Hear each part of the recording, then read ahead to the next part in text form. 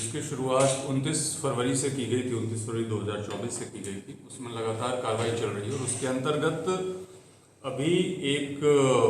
जो इनको सिम उपलब्ध करने वाली एक गैंग थी, एक महत्वपूर्ण गैंग थी, रुक्कू गैंग, जो कि जुरेरा थाना क्षेत्र से संचालित हो रही थी। रुक्कू मेयो जो है वो एक अपनी मोबाइल की दुकान चलाता है और वेस्ट बंगाल, उड़ीसा, नॉर्थ ईस्ट के स्टेट से इसकी गैंग के मेंबर्स जाकर के सिम लेकर के आते थे और उस सिम को ये अपने दुकान पर रखता था और उनको जो साइबर फ्रॉड करने वाले लोग थे उनको बेचा करता था। इसमें इनकी मॉडस ऑपरेंडी ये थी कि इनमें से कई लोगों की शादियां वेस्ट बंगाल या असम की तरफ हो रखी थी और वो उन शादियों में और रिश्तेदारियों में वहाँ पे जाते थे या कभी कभी लंबे समय तक रहते भी थे। और उसके दौरान वो लोग वहाँ के बहुत ही जो निम्न या अल्प आय वर्गीय लोग थे, बिल्कुल हैंड टू माउथ जो लोग होते हैं, उनसे उनके नाम पे सिम निकलवाया करते थे और उसके लिए उनको 250 रुपये 500 रुपये दे करके उन सिम को ले लेते थे। और उसके बाद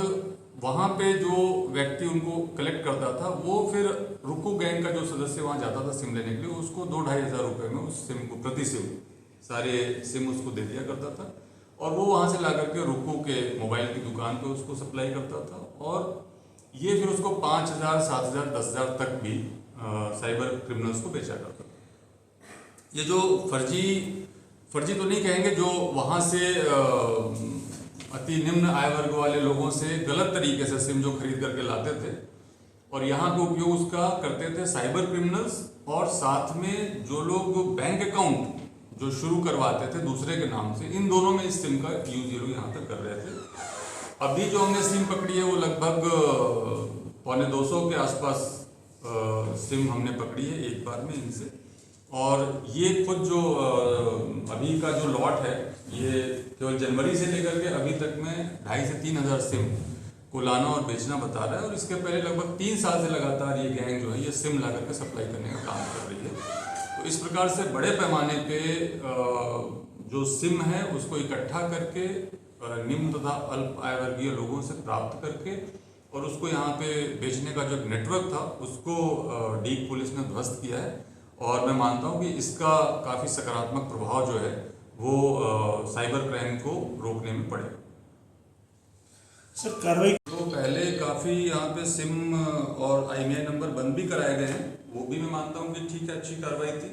लेकिन उसका उतना इम्पैक्ट नहीं आ रहा था क्योंकि सिम का जिस तरीके से आप देख रहे हैं सप्लाई है वो उससे बाधित हो नहीं रहा था। और आमतौर पे भी ये लोग सिम को कोई बहुत लंबे समय तक यूज़ नहीं करते हैं, वो खुद भी 15 दिन, महीने भर, 2 महीने में उसको बंद ही कर देते हैं। तो उसका जितना असर हम मान रहे थे उतना नहीं पड़ रहा था। तो मेरा मानना है कि जो ये गैंग इस काम को कर रही है, जो सिम खरीद के ला रही है, जो सिम बेच रही है, जो साइबर क्राइम कर रही है, ठगी कर रही है, जो अकाउंट से पैसे निकाल के ला रही है, इनको बंद करना कहीं ज़्यादा प्रभावी है और उसका हमें असर भी दिख रहा है। साइबर क्राइम की घटनाओं में दिनों दिन कमी आ रही है, उसका हम एनालिसिस भी कर रहे हैं जो I4C हमारी वेबसाइट है उसके ऊपर, और उसके भी आंकड़े आपको आने वाले दिनों में रिलीज करेंगे। इसमें जो हमारी टीम थी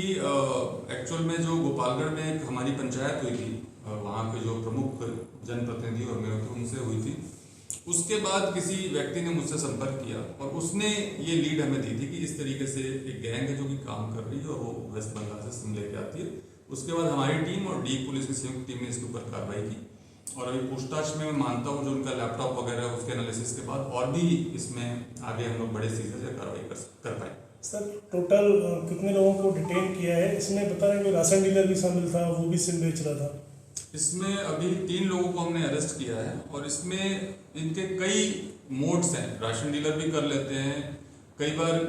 घरों से भी बिक रहा है, जिसके पास वहाँ पे कुछ महिलाओं के हमारे पास इनपुट आए हैं जो कि अपने घरों से बेच रही हैं। तो इन सबके जो नेटवर्क है उसको खंगाला जा रहा है और मैं मानता हूँ कि धीरे धीरे 1-2 महीने के अंदर हम एक एक व्यक्ति तक पहुँचने में सफल होंगे।